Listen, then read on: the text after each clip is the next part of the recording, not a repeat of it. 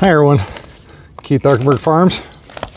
It is second week of January, mid-January, somewhere in there. As you can see, it's a winter wonderland out here. We've actually gotten so much snow this year, I had to dig paths in between the greenhouses, which I rarely ever have to do. But today, heading into what was my tomato greenhouse from last year, and we're getting ready to clear this baby out. Usually wait until this time of year because it's frozen, and it makes it a lot easier with all these little tomatoes on here. So, you might be wondering I had this. I'll show you here in a second. So, let me show you.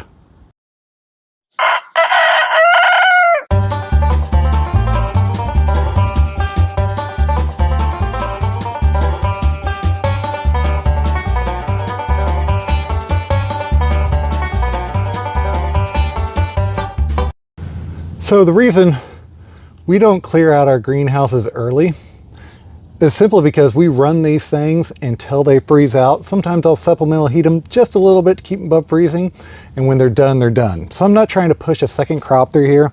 So I typically wait till it gets frozen out, because when I do, all of the extra produce that was left behind freezes, and it makes it a lot easier to get out of here, because believe it or not, tomato seeds are highly invasive, and they come up for like the next 2 years after you run a greenhouse full of tomatoes. The other reason I do is I go through and check all my numbers every year for our sales and kind of look at what I planted compared to how much we sold, and kind of have an idea through the farmer's market through the weeks if things were short. If they were over, then I can come back and actually go through and do an exact count of how many plants I had in here. So I had, it looks like probably 15 foot, because I can look at the side bows and count them because they're 5 foot apart. About 15 foot of green peppers, 15 foot of red peppers, 15 foot of orange peppers. About the same on the eggplants, a few jalapenos in here. Also look at the tomato plants themselves, because I know this tunnel did not perform the best in the world.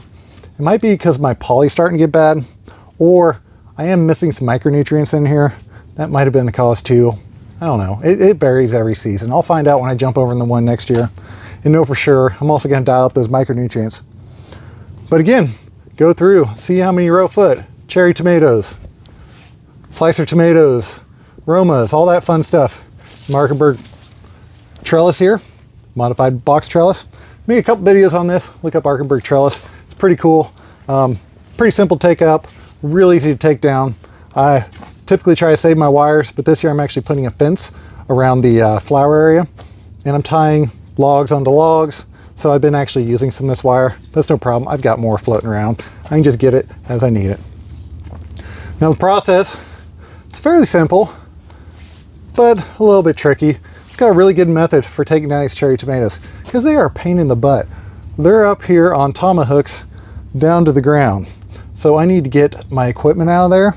More importantly, I need to get my tomato clips. There's one per plant, all the way across the bottom out before I do anything.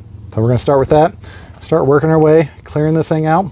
Typically I don't like to do this when it has snowed, because I open up that end wall down there and I can bring the tractor in here, fill up the bucket, take it out. Right now I'm snowed in down there. I've got about 4 foot of snow at the end of this tunnel, so I'm not getting through here. I'm not digging it out.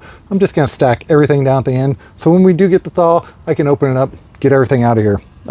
Next year, this will actually be my cucumber house. So I'll have cucumbers running down the centers of both of these, maybe some squash on the sides, some zucchinis, things like that.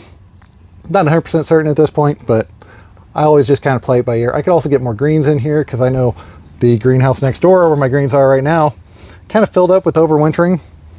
But I have a pretty good plan for my crop plan this year. I need to get down on pencil paper, of course, which is always very important when you're planning out a market garden in a farm. The first part of this task is getting my equipment out here. I have Tomah Hooks up top, and I've got tomato clips down here at the bottom. I bought the good, sturdy brown ones years ago, because I've been reusing these for, I'm on 5 or 6 seasons on these now. Simple bucket to put them in. And then we've got our tray for our Tomah Hooks. I'm going to continue down the row, getting these off as I go. I know that there's one on each plant. Sometimes they slide up, sometimes they don't. I'm not really too super concerned with them. I just want them back And I know that there should be one on every single one of these.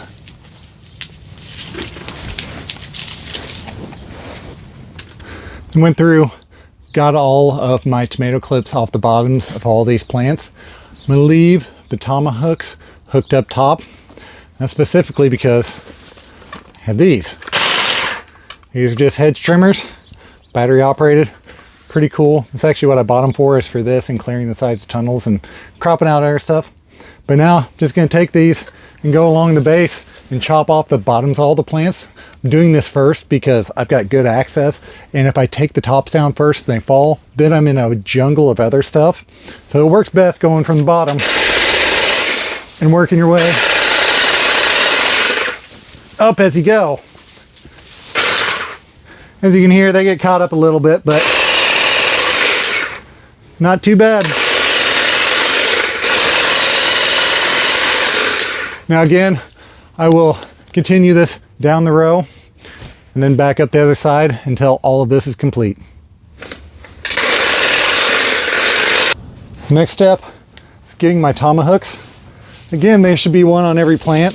They get buried up here because typically with my tomatoes, I single line them up. These are cherry tomatoes for about the first month or so, and they hit the top, and then I just let them go wild because I found it's really not worth messing with them after that. Cut the line right below the Tomah Hook, remove it, make sure, take the excess line, get 1, 2, 3 wraps, that way it doesn't fall apart. And that is what the 1020 flat's for. I found best if you lay these out in here, they actually fit sideways, and you can lay them out in rows back and forth. So at the beginning of the next season, I can just go and grab these. If I throw these in a bucket, all those little hooks on the end and all the holes makes a huge mess that you don't want to deal with.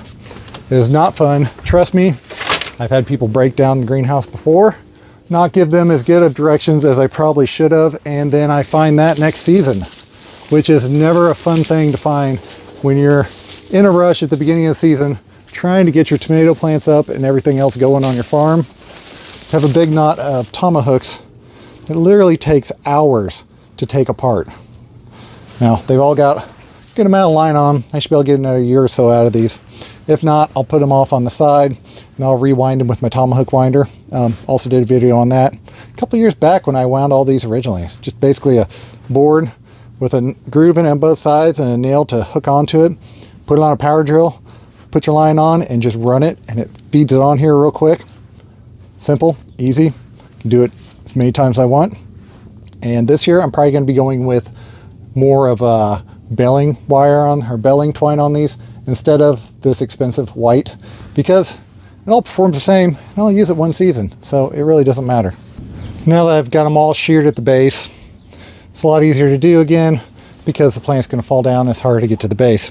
Not worried about that little bit of root stump sticking up, because when I come through and prep the beds here in the spring, the tiller will pop that little piece through, because I only go about that far anyways, and then I can just rake it up out. So repeat with the top. I've got Tomah Hooks still up here. I'm not going to take them down because they're actually what's supporting a lot of these plants that aren't all the way up to the top. I'm going to go in right past the bottom of them.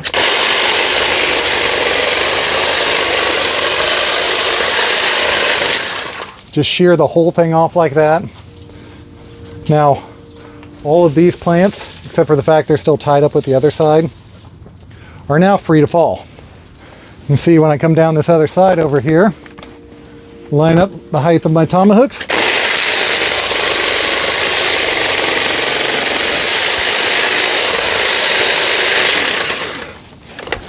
And there we go.